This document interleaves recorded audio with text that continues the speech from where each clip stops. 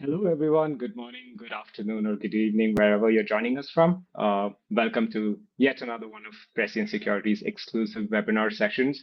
We're super excited to have you as we dive into one of the most talked about shifts in compliance world right now, FedRAMP 20X. So my name is Fred, and I'll be guiding through today's discussion. And we have an amazing group of speakers today, super insightful experts, and I'm sure that you're gonna love the conversation. We have a packed session covering everything you need to know about FedRAMP 20X. And without further ado, let's jump right in. I'd love to share some quick housekeeping as well. This session is completely recorded.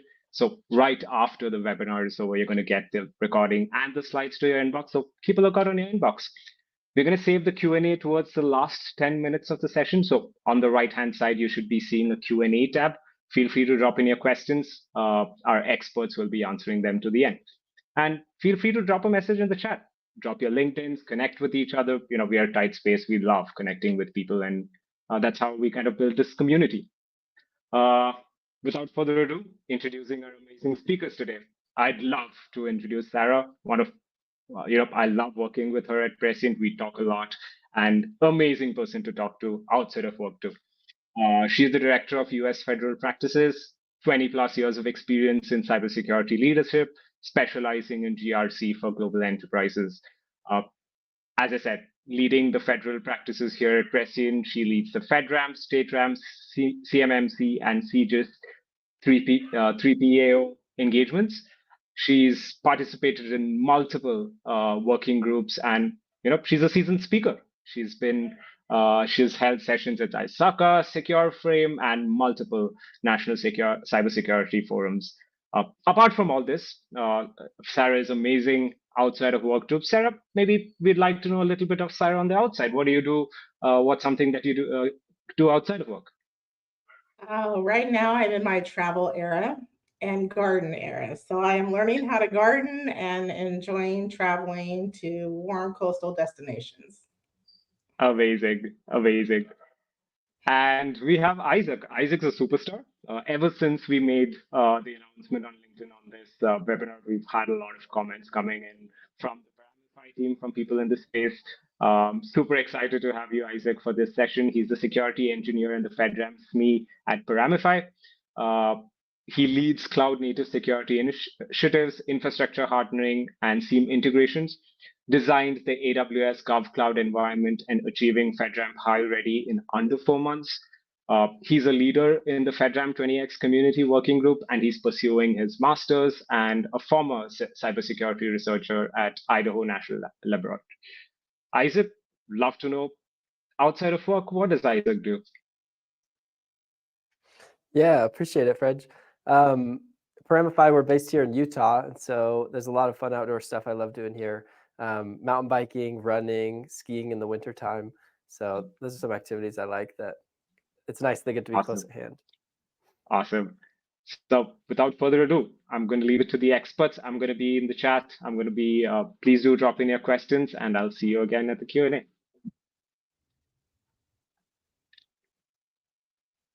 Over to you, Sarah. Okay, so as those of you who know FedRAMP, you'll know that FedRAMP has been around for over a decade. It's been effective, but it's a slow and heavy process. 20X's pilot is actually the very first real modernization push, with the X really being about accelerating the authorization process. And through automation and smarter evidence collection, instead of an 18 to 24-month reach for an ATO. The goal for the 20X pilot and the switch is to really significantly shorten the timeline to authorization and to build into a continuous monitoring KSI approach. With that, right, some of the biggest shifts here is really about having like machine-readable packages, no more massive SSP documents. It's all about OSCAL and YAML files that are going to feed directly into PMO review tools. It's moving away from control objectives to KSIs, which are the key security indicators. They're going to focus on critical outcomes, right? It's really about an automation first mindset. So evidence is going to be pulled from APIs, scans, integrations, instead of screenshots and static documents. The impact of this for the CSP is really about embracing automation, utilizing what you already have in place for your SOC. It's going to be shaving months off of the timeline for you to get authorized in the marketplace, as well as the overhead producing the 800-page SSP. It also means your environment has got to be scan ready. It's got to have automation. You need to have tools and make this a repeatable process that's going to be ongoing. This isn't a point in time assessment.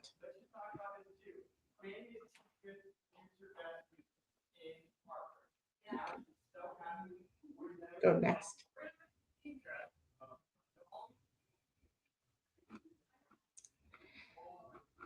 All right, so with this, a few misconceptions on 20X, right? 20X is not easier. It's a lot more technical. It really requires DevOps maturity and automated security practices. Manual checklists and processes will not align with the 20X framework. It's not replacing FedRAMP at all right now. It's still just a pilot program. It's running alongside the traditional process. So if you've already started that process, your process doesn't need to change. Automation isn't everything, but it is assessor validation is still required, right? So this isn't removing the need to have a 3PAO assessment. This is about partnering with your 3PAO, and that assessment will look different, right? It's about validating how you're doing automation, validating that your automation is working effectively, and validating that what you have in place works. There are interviews and human judgment still remain very critical to this. And being able to make sure this process can be consistent and continuous once that assessment's done.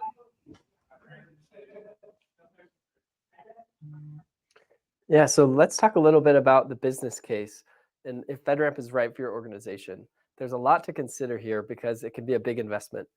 So to start off, the kind of companies that benefit most from FedRAMP are those, obviously, that have a government agency contract that they have the chance to win.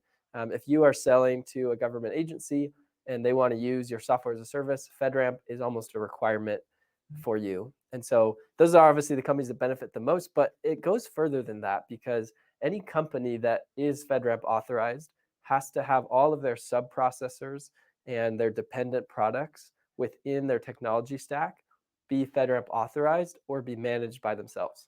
And so if you are selling to enterprises who then are selling to the government, a FedRAMP authorization can be a big win for you. And so there's a lot of revenue and sales implications because some of those government contracts are really big.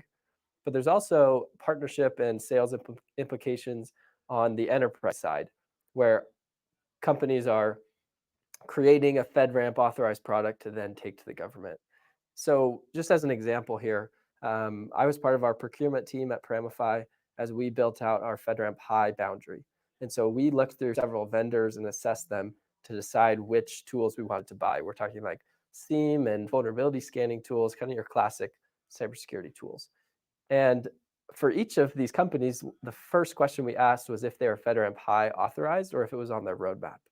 And for companies that weren't authorized or working on authorization at the same level that we were aiming for, which is FedRAMP high, it was a non-starter because we can't be using something to process our data if we're going to be FedRAMP high authorized if that dependent product itself is not authorized. And so that can be an interesting application for you, even if you don't have government agencies that are ready to purchase your software. But if there are other enterprises working with government contractors or with government agencies, it can be a great space.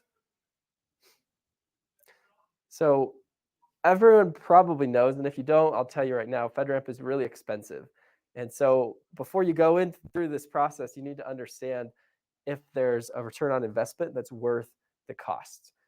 The good news is FedRAMP 20X is helping to reduce some of these costs by relying on the automation that Sarah talked about. And so as we think about the business case of FedRAMP 20X, it changes slightly. And a key part of that is the agency sponsor. So French, if you want to go to the next slide. The agency sponsor has been one of the key requirements for FedRAMP, which is to say your software product has to be up to the standard of all the NIST controls, and it has to be validated by the assessor. You have to do a red team assessment, all this stuff. But you also need a government agency to be your sponsoring agency in order to have authorization status. FedRAMP 20X removes this agency sponsor requirement, which changes the go-to-market motion because you can have more confidence that if you put in the resources, you'll reach your goal of FedRAMP authorization. In the past, there's been companies who have put in a lot of resources, a lot of investment to getting a product FedRAMP ready, but then the agency that they were hoping on fell through and didn't authorize them. And so they weren't authorized themselves as a product. And so with FedRAMP 20X, they're able to rely on the automation. And so the FedRAMP team is essentially the sponsor, and you don't need an additional agency to sponsor you. And so this is pretty helpful for companies that are in that early stage of maybe they have agencies they're talking to, maybe they have deals they'd like to bid on, but they don't have an agency that is ready to sign today. FedRAMP 20X is a more confident and less risky approach because you don't have to rely on that agency sponsor. And of course, there's a lot of decision criteria. We can get into this with Q&A, but you need to look at the resources that you have, whether you need consultants, whether you can do stuff in-house, how much software you need to purchase. And so the return on investment depends on each person, kind of the market size that you're looking to capture, and then also the investment up front in terms of, usually this is done by a gap assessment of saying, where are we at and how much work will it take to get us to FedRAMP ready status? So the reason that FedRAMP 20X is helping reduce the cost of the FedRAMP process is because of automation. So let's talk a little bit about how automation is streamlining this FedRAMP process. Like Sarah mentioned, I think the most important thing to consider is your organization DevSecOps forward thinking? This usually comes in the form of a shift left methodology where they say security and compliance is something that we do at all stages of our software development process. It's not just a team that we have that looks at everything at the end, but it's baked into our pipelines, to our change control process. It's part of the way that we do things. If that sounds like your organization, you are a good fit for FedRAMP 20X because that's exactly what they're looking for. If you are cloud native, you're a good fit. We've seen a lot of clients using tools like Wiz or Orca or similar cloud security posture management tools, which are able to get a lot of that evidence of your cloud environment for FedRAMP 20X. And so that's an example of automation working really well. Machine-readable documentation. So using OSCAL or a YAML file, something that is machine-friendly instead of a human-friendly Word document is the new requirement for 20X. And so if you're using a GRC tool like Paramify or like others that can produce OSCAL or YAML machine-readable files, you're in a good place to work on 20X. If you're managing your SSPs manually in a Word document, there'll be some lift and some modification needed for you to get that state where you can do a machine-readable file. And so the tooling stack that we tend to see that we use at Paramify and that most of our clients use involves first a GRC tool that can help you manage your controls, manage your compliance requirements, help you with your continuous monitoring. Typically, that tool also has SSP generation. And as we said, continuous monitoring. So like vulnerability scan intake and POA&M management, these parts of the compliance process that can be really time consuming and tedious to do manually. And with 20X now they're saying it needs to be automated. So that's a great thing. So we tend to see that in terms of the tooling that is specifically for the FedRAMP team, in addition to all your normal cybersecurity tooling like EDR and SIM and all those things that are just enterprise-wide. One of the benefits of using that kind of automated tooling to perform the continuous monitoring and the SSP generation is it makes your audits faster and cleaner. Any of the GRC professionals who've gone through audit season where you have multiple audits close together, know that it's really a pain to gather all that evidence and put everything in the right forms for the auditor for each different compliance process. And so if you're using a tool like Paramify that can help you manage all of those in one place, it makes it a lot easier. Yeah, so this is just a quick view of what the Paramify platform looks like.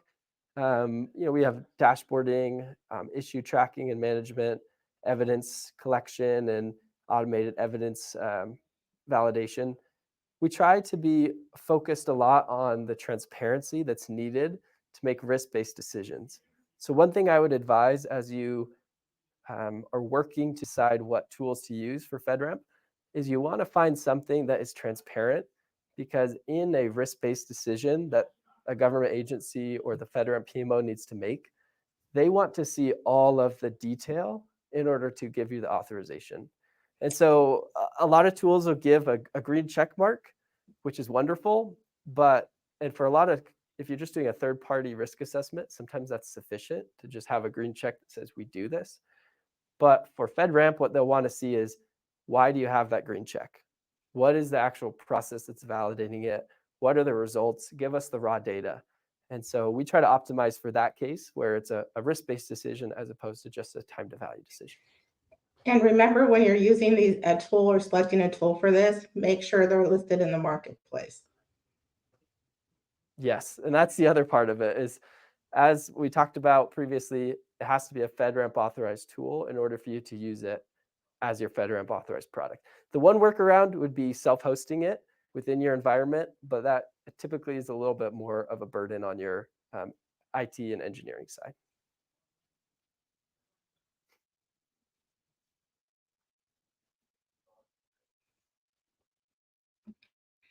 So traditional FedRAMP is all about point-in-time reporting, right? With 20X, it's about continuous reporting.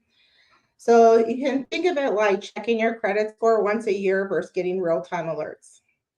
One of the biggest shifts in FedRAMP is moving away from static point-in-time reporting towards continuous monitoring and transparency. RFC 12, which was RFC out for modification and updating to the vulnerability management guidelines for FedRAMP, right? Just kind of supports that continuous monitoring strategy that you see FedRAMP moving towards with 20X.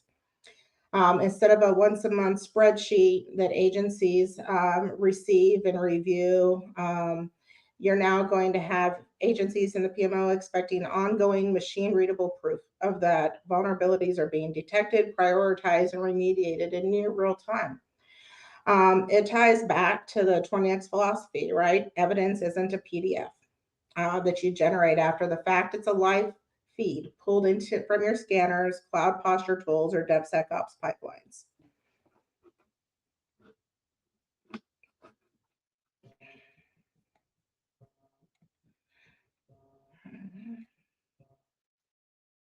So next we've got,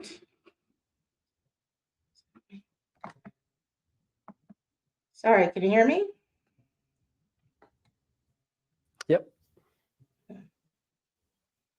I can't hear anyone. Give me just 1 second. I don't know if you can hear me. Yeah, I can hear you. Sarah, I can talk to this a little while you figure it out. I can't hear anyone. I'm gonna restart my audio. So sorry. No worries. I'll talk a little to this while she does that. So with continuous monitoring, today there's the monthly POA&Ms, which is, as Sarah mentioned, usually a spreadsheet that's showing, okay, here are the CVEs we have, here are the problems that are outstanding. And then sometimes you also have to upload that into EMASS. It's a manual process oftentimes that could be time consuming. And because it happens on a monthly interval, it can take a lot of effort from your FedRAMP team or your GRC team. So this is an area where automation can help a lot, because this monthly process is kind of a perfect candidate to be automated in some ways. There still needs to be a manual review to ensure that the data is accurate, that the data sources are feeding in. And then the thing that really needs manual effort is the remediation of the vulnerability. So if we're seeing this CVE, we need to decide make a risk-based decision. What are we going to do? Are we going to patch this? Are we going to isolate this? And so automation, on the POA&M and continuous monitoring side, if done right, it has the opportunity to reduce the noise and focus on the CVEs that are really important, and help drive the security team to focusing on what are the real problems and what should we do about it, instead of just focusing on the template that the government requires. Thanks so much, Isaac. Sorry about that for the technical difficulty. Never fails, right? Right in the middle of a webinar. Yeah, no worries.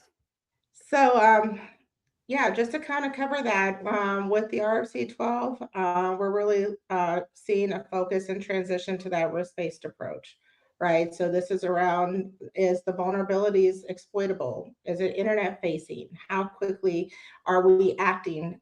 Do we have a defense in depth strategy protecting our externally facing assets where that vulnerability may reside, right? It's speeding up the remediation, right? It's making sure that we're getting alerted immediately and in real time, and that we're able to report on it continuously.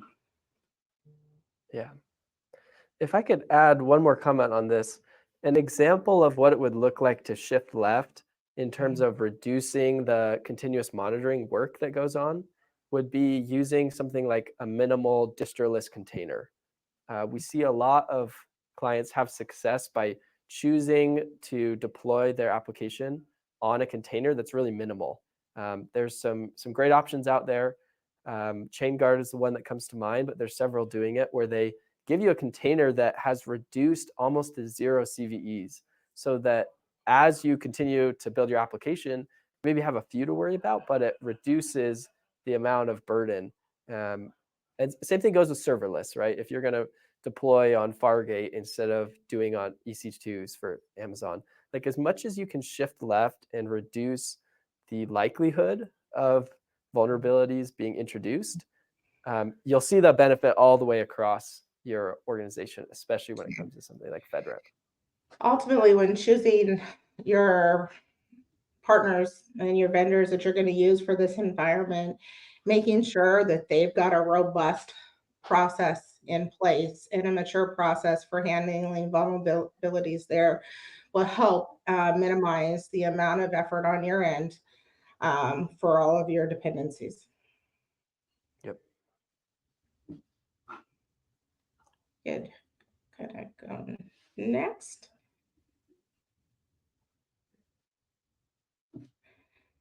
So next we're gonna go ahead and talk about tools and dashboards.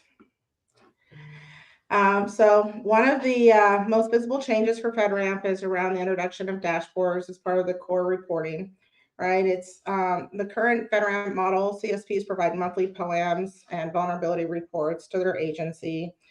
It's paperwork heavy. It's definitely lagging any real-time reporting.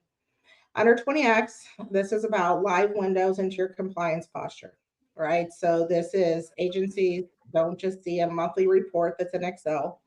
They're actually getting continuous visibility into things like percentage of controls that are passing or failing, right? Open high severity vulnerabilities. How quickly are they being closed? What is your trend in your patching or remediation over time?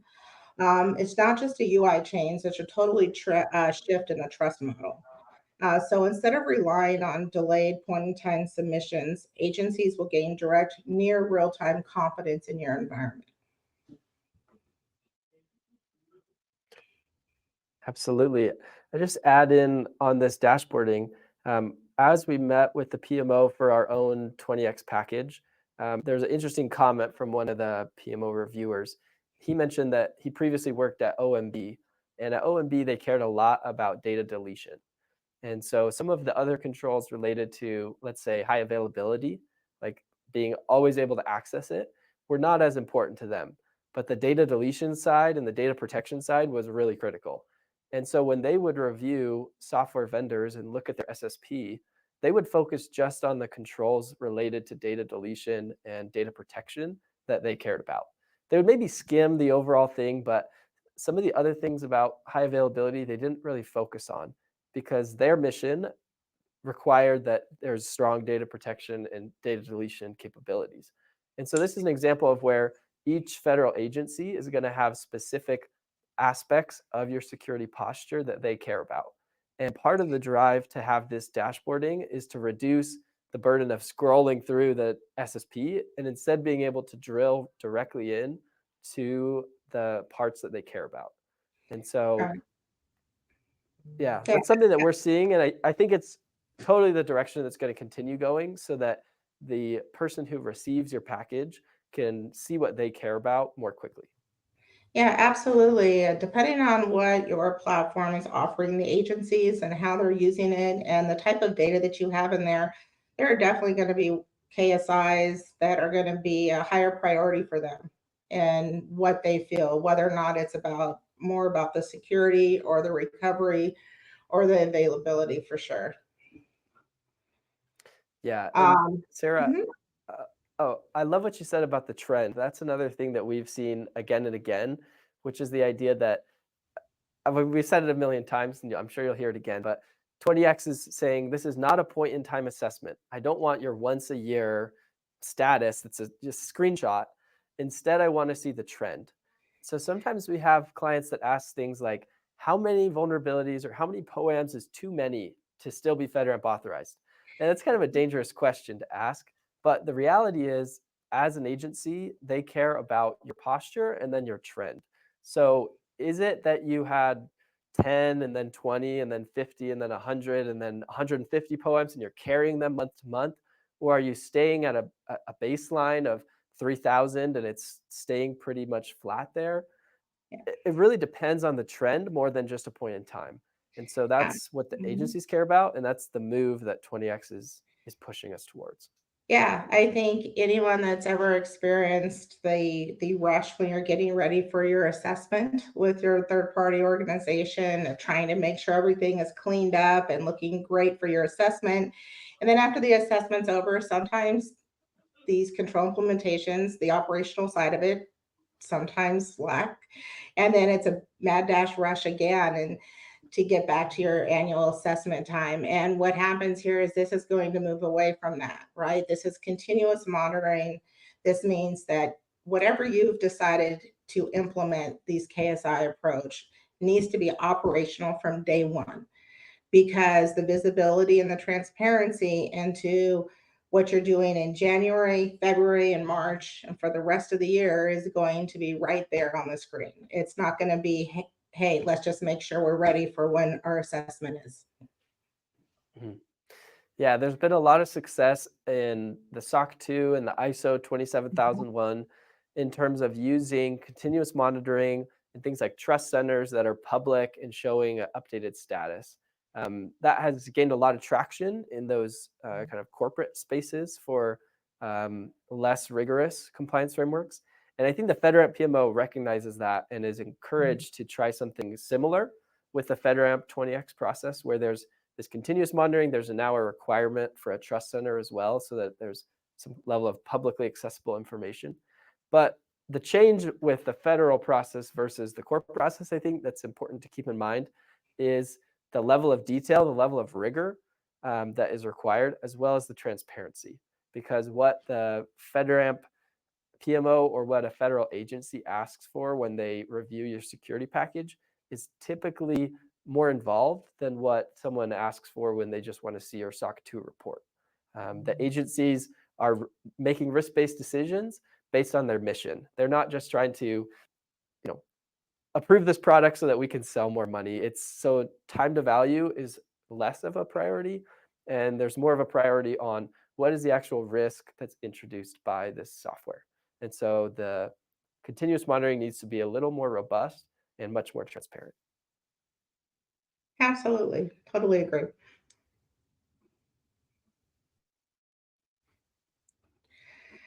So the 20X pilot's still in progress, right? So we know that phase 1 has closed. And the FedRAMP PMO office right now, it's collecting feedback from CSPs that were involved, agencies, 3 PAOs. The results of this pilot will directly shape what becomes permanent in the FedRAMP program. What's likely to stick here is using the machine-readable evidence packages, right? So OSCAL and YAML. The KSIs is the foundation for assessing the outcomes, and dashboards with continuous evidence feeds as replacements for static monthly reports. What may involve is the exact KSI set that's going to be finalized, right? Some may expand, merge, drop based on pilot results.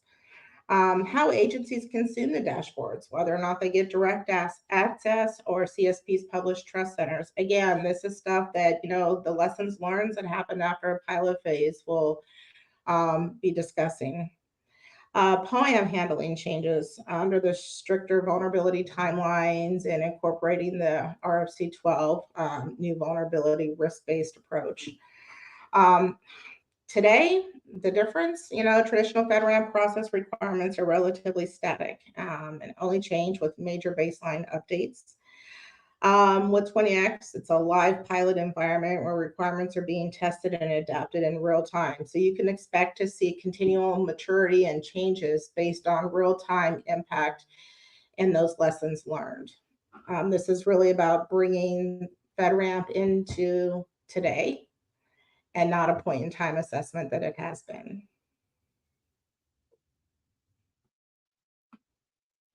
Next. So as we navigate next steps, there are 3 key developments shaping FedRAMP 20X in the program modernization here, right? So we've got updates on the vulnerability guidelines that we've been talking to, which is the RFC 12. FedRAMP issued this RFC proposing exploitability-based remediation timelines, a risk-based approach, and the public comment period is closed. Right now, PMO is reviewing those submissions and all of the comments and feedback that they've received, and they're going to be finalizing that operational guideline. So expect to see that move from an RFC into a new published guideline. It does represent a cultural shift from severity-based patching to risk prioritization, vulnerability management. This is really taking your vulnerability management to the next stage of maturity. Next, we've got the boundary protection alignment here. And that boundary protection alignment is the RFC 13 that we mentioned earlier, right? It's focused on SC 7 boundary protection here, which is seeking to modernize and align the legacy R5 guidance with some 20X flexibility around logical separation modules. It includes rescinding outdated subnetting requirements, allowing other technical capabilities to ensure proper isolation. Right now, that RFC is open for comment through September 11th. So I would like everyone on here, I'm going to encourage you to go read that RFC and get excited and participate and maybe provide your insight from your experience into what they're proposing. Once this is finalized after that RFC closes, it will be integrated into R5 baselines without a separate pilot phase, and is going to also, lay the groundwork for moving forward with the 20X. Another thing that we've got going on right now is moving from the low to moderate impact pilots. So now with phase 1 closed, PMO is preparing to launch the moderate pilot later this year, which is significant because most CSPs operate at the moderate level, right? The lessons from the low pilot, like the KSI alignment, dashboards, secure repositories, and evidence automation, will work to inform what this next phase is going to look like. I think all of us are really excited to see what moderate's going to look like, since that is really where the majority of CSPs lie. Yeah, I would just add, we expect to see an increased list of the KSIs. For 20X low, there was 51 KSIs, which is a dramatic reduction from the NIST control list that is, the traditional FedRAMP low. But with FedRAMP moderate, we expect that low list of 51 KSIs will increase a little bit to include some of what the moderate baseline today has had. And then the process requirements may be updated based on, as Sarah was saying, the lessons learned from the phase 1 pilot. So it's not going to be a major shift, but it will probably be an increase of the KSI requirements and some refinement on the process based on lessons learned. Absolutely. And I would say, like, for CSPs that are planning a moderate authorization, I would start the aligning now. Start looking at the phase 1 pilot for low. Look at the samples that are up in GitHub for some of the organizations that participated in the phase 1 pilot, like Paramify. Take a look at what those repos look like. Look what was successful. Start planning now so that when the moderate pilot comes out, you'll be ready. The pilots usually are only open for a few months.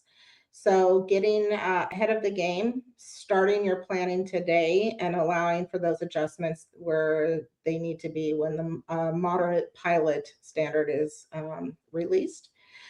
Right now, 20X is moving. It's in the experiment phase, it's in the testing phase, lessons learned phase, but it's moving quickly. And the goal here is really to accelerate the process. And you can see that by the timelines from the initial communications of 20X to where we are today with phase 1 already closed out within a matter of months. So this is really going to reshape the broader FedRAMP ecosystem, right?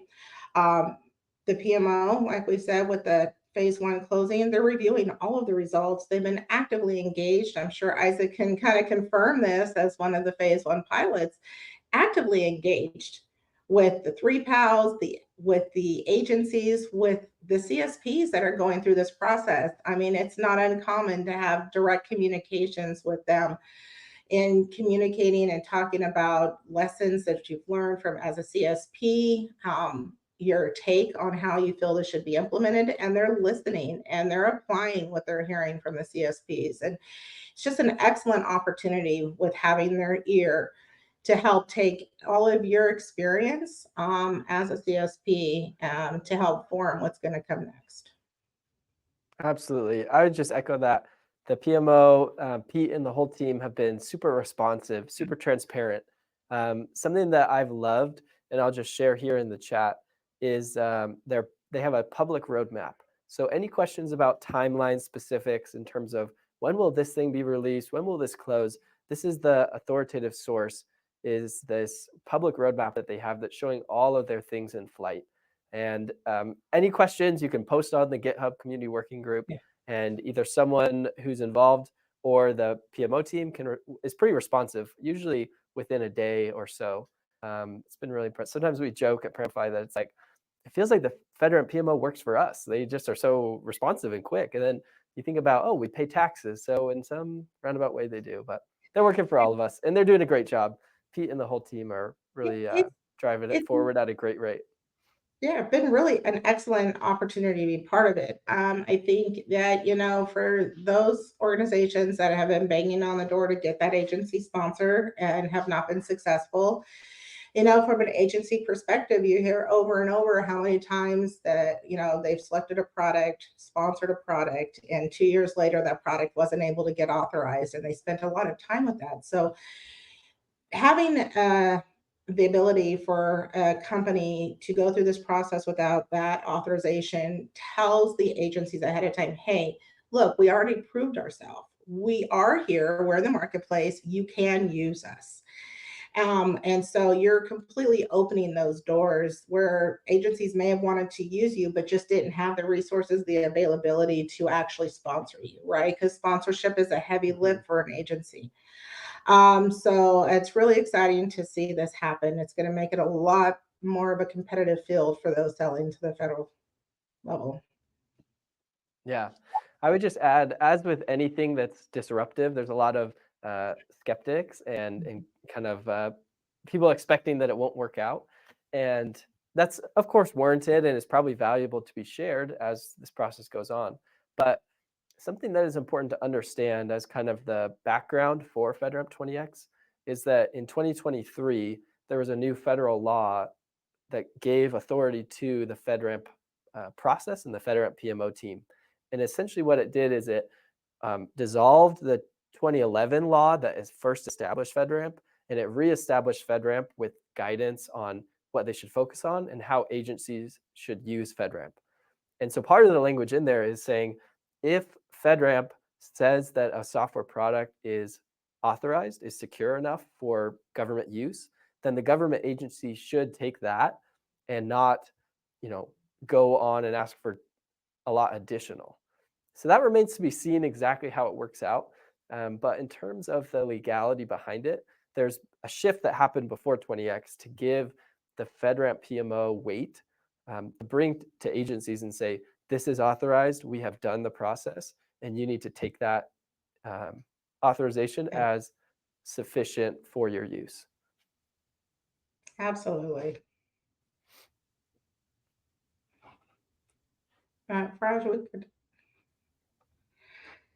So one of the things that everyone's talking about is AI and the speed in which it is being integrated into all of our daily use software tools and platforms. And with that, FedRAMP has released a AI prioritization framework, right? So it's been published under the Emergency Technology Prioritization Process. And it is posted directly on FedRAMP.gov if anyone wants to take a look at that. And it really highlights generative AI capabilities as a priority area. All right, it aligns directly with the executive order that came out, which was 14110. And it doesn't create a new path. It is just utilizing the existing FedRAMP processes, whether it's 20X or the FedRAMP Rev 5. But it is prioritizing the AI offerings for authorization. So the goal here is really to allow a secure AI to be used by the federal agencies and to acknowledge that AI is here. It is going to be part of everything as we see it roll out and grow so quickly.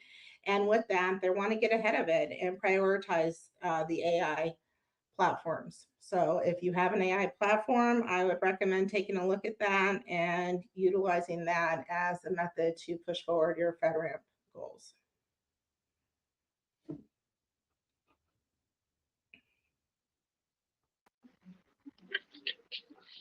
Thank you so much, Sarah, Isaac. Very interactive, very a lot of insights as well. This is my favorite section of any webinar where we lay it out to the audience and they take over with their questions. I'm going to pull each question up on the stage and then we can answer them. So I'm going to pull the first one up. How significant is the shift from low to moderate in practice for cyber professionals? I'd love for both of you to give it a shot. Yeah, it's a pretty significant shift from low to moderate. Not only in, I'm sure with 20X and the amount of KSI requirements that are going to be there, you're going to be monitoring, but also just in Rev 5, right? The number of objectives for the controls increases dramatically, doubles. What you need to do for access controls, audit and logging, incident response, your secure pipelines, vulnerability management. These are all things that have significant impact and changes going to moderate. It really moves into what you do, how you do it, where you do it, and how well you do it kind of phase. So there's a huge lift. Yeah, and I believe Sarah mentioned earlier, but most CSPs today are authorized at moderate. You can go on the marketplace and just filter by low, moderate, high. And I think you'll be surprised to see how many are moderate. And so if you're kind of on the fence between low and moderate, it's likely going to be worthwhile to go moderate, if for nothing else than the other enterprise deals of moderate authorized FedRAMP services that are trying to use you as a product as well. I hope that answered your questions. Yeah. And here's a question from Steve. Is OSCAL necessary? I can take this one. Go for it. The short answer is no. There's not a requirement on what kind of machine-readable format the 20X deliverables are in today. From the submissions, I would say maybe half of them are using OSCAL, and the other half are just made something themselves. I would expect that as we go down the road, the FedRAMP PMO will give more clarity on what the machine readable format should look like. Like, is it a JSON? Is it OSCAL? Is it a YAML? Whatever. But right now they're leaving it open because they don't want OSCAL to be the only option. They want people to, kind of submit whatever they think is best and then see the options and see how it works out. So I could see OSCAL is obviously going to stay and it's a safe pick, but if you've worked with OSCAL, it can be a pain. And so we actually went with YAML. Pete usually gives his examples in YAML just because it's really human friendly, even though it's machine readable. But OSCAL is a safe bet, and I would say about half of the submissions are using OSCAL today. Yeah, totally agree with you on that. OSCAL came out a few years ago. There was a really large NIST working group to develop the OSCAL framework, and was fully adopted by NIST, but it has had a slow rollout. And I think that the 20X program is actually going to kick that into a little bit higher gear on the adoption of OSCAL. It's going to be interesting to see how it finalizes with this 20X, if there becomes a direction of just utilizing and adopting OSCAL, or will continue to remain optional. I hope that answered your question, Steve. Here's another one. What's a common mistake companies make when calculating ROI for FedRAMP? I think one of them is not including your ROI with every single company that is in the marketplace. It's not just about being able to sell to the agencies, but it's also about the fact that if you're in the marketplace, your circle has gotten smaller, and every one of those companies needs to use FedRAMP-authorized products and services as well. So you can expand your sales cycle and your circle with utilizing that. Yeah, I just dropped a link in the chat to a blog where we tried to give kind of an overview of how much does FedRAMP really cost, because there's a lot of hidden costs that aren't really clear up front because there's such a variety of the state of a product. So there's some organizations that decide to go on this FedRAMP journey and they need to hire consultants to help with it. And if you need to hire consultants to help with everything, it's going to be a lot more than if you hire for some. Almost everyone has some kind of consultant or advisor. I would say if your team doesn't have any FedRAMP experience, you need to talk to at least do a gap assessment with a consultant or advisor, because one of the most common mistakes that we've seen is companies look at the cost of FedRAMP, which can be upwards of $1 million, and they say, we can't do that. We'll just do it in-house. Our in-house GRC and security engineering team will handle it. And after about 6 months of trying to build GRC tools and trying to learn FedRAMP, they get to this point where they've wasted a lot of time and effort, and then they have to go to a consultant and kind of rebuild. So it's really helpful to talk to someone who knows the FedRAMP space and have some guidance as you make the boundary so that you can know what your costs are going to look like. Yeah. An interpretation of an objective and how you need to implement a KSI or control from Rev 5 is key to your success, right? I've seen organizations put a lot of work into getting to that assessment phase to find out that they completely misread and interpreted what a particular control family was looking for. And that's the difference between a successful assessment and having to go back to the drawing board and starting over. Another key area is understanding that this is operational. This isn't a point in time. Even with doing a traditional Rev 5, your assessment may be point in time, but this is expected to have continuous ongoing monitoring. This is a full security program that covers everything from the authentication through how you handle disaster recovery and contingency. Audit and monitoring is huge. The tools that you're using are huge. How you respond is huge. Having the requirements for running annual testing, right? Your vulnerability management program. These all are going to take resources in order to maintain. And so if that's something that you don't have, it's going to be hard to get past the initial assessment, because the assessments are geared to see not only that you have a process in place, but you have the ability to execute that process. Yeah, and as Isaac mentioned, I'm just going to pop the blog on this screen as well. So anyone who'd like to bookmark it, take a look, feel free to take it out from the screen. On to the next one. Let me pull it out. What has been the common challenges and pushback from PMO as CSPs are submitting their 20x authorization package? It's a great question. I could start on it, Sarah, if that's all right. Sure, go for it. So I'll speak to our experience, both like with our package and then also with the clients that we've helped who've submitted in the pilot. The main pushback that has come from the auditor and the PMO is ensuring that there's a completeness of coverage. So what I mean by that is you can have an automated script that goes up and looks at your S3 buckets and says, okay, are your S3 buckets encrypted? And then it can return, the JSON result from AWS that says, yeah, they're encrypted. But that is half of the question.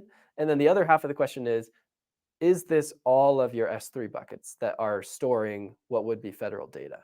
And so I think the pushback has been, it's good that you're using automation. How can we verify that the population that's sampled is the entirety of the population with your automation?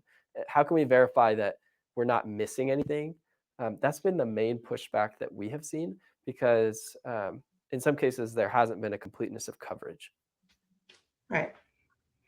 Yeah, I kind of really agree with that one. And I think that kind of ties back to your boundary and understand good asset management, making sure that whatever method you're using, whether you're running scripts, utilizing APIs to pull the integration data for your KSI checks, is making sure that there's completeness there.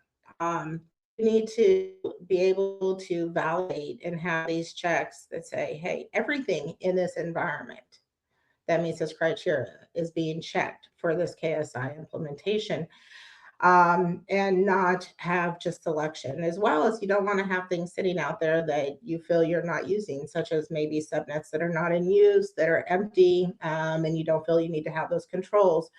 You need to be able to show that you have the implementations there, the monitoring, the configurations for everything that you have within that boundary that's in scope for your FedRAMP program.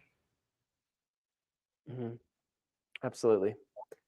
One other thing I would add is that when we talked to the PMO and reviewed kind of our process, our package, something that they asked for was to be very liberal with the mapping of evidence to KSI.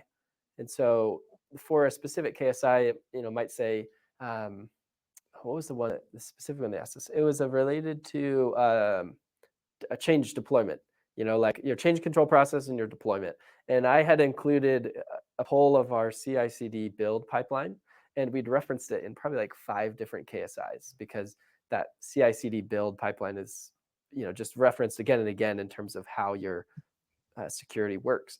And they were saying, hey, it should be referenced here as well, because we want each KSI to tell the full story needed to gain reasonable assurance that this is secure.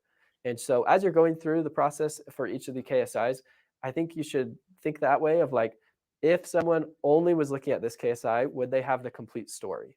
And if not, let's include a little bit more evidence to tell that story. Absolutely. Totally agree with that one. And we have time for one last question. What types of evidence are CSPs providing to validate a KSI is in place, and has the PMO found evidence has been sufficient? Yeah. I mean, I think that, for this perspective, the automation point, being able to check against your firewalls. Do you have them in place? Are they turned on your internet-facing subnets? Do you have policies in place? Having a check that's saying, yes, you have this. Yes, it's in place. Yes, this is what they are. And this is what we have configured on them. Do you have DDoS protection turned on? Yes, the check is saying it is enabled. So automating this process so that they can pull that feed in is showing to be sufficient from what I can tell. And Isaac, love to have your feedback as a CSP that went through this. Right, and being able to identify in this automation is it's actually not that you just have something in place, but that what you have in place is compliant. Mm-hmm. Absolutely, totally agree, Sarah. The evidence that we're seeing, let me share a link here. This is a link to our public GitHub that represents our final package submission. And there's some scripts in here for AWS and Okta and Nobi4, a few things that we used as part of our package. Feel free to use them and to take a look at kind of the result that that would generate. What most are trying to show is as close to the IaaS layer as possible. So, if you have AWS and on top of that you have Wiz, and on top of that you have some AI tool that kind of gets data from everything and gives a summary. The AI summary saying that this is enforced is probably not sufficient. Wiz, which is a well-known tool that is reputable and has a lot of technical details about a problem or a configuration, would be sufficient. And then you could go to the AWS level and have AWS CLI commands, or use the AWS SDK and pull directly out of the cloud host provider. So I think that's what I'd say is, like, if you're one or two levels of abstraction, that evidence is seen as sufficient in most cases, as long as it's covering the whole population. But once you get too many levels of abstraction, if it's like, my AI chatbot said that our data was encrypted, it's like, that's not gonna work. We need a little bit more of the raw data, a little closer to where it's running on disk. Absolutely. And it's important, if you look at, like, say, for instance, MFA, it's one thing to just say, is MFA enabled, right? But it's another thing to say, what am I using for MFA? How am I using it? Is it phishing resistant? Is it enabled for all users, for just privileged users? This is kind of questions that your output of your API or automation scripts needs to provide to be that sufficient.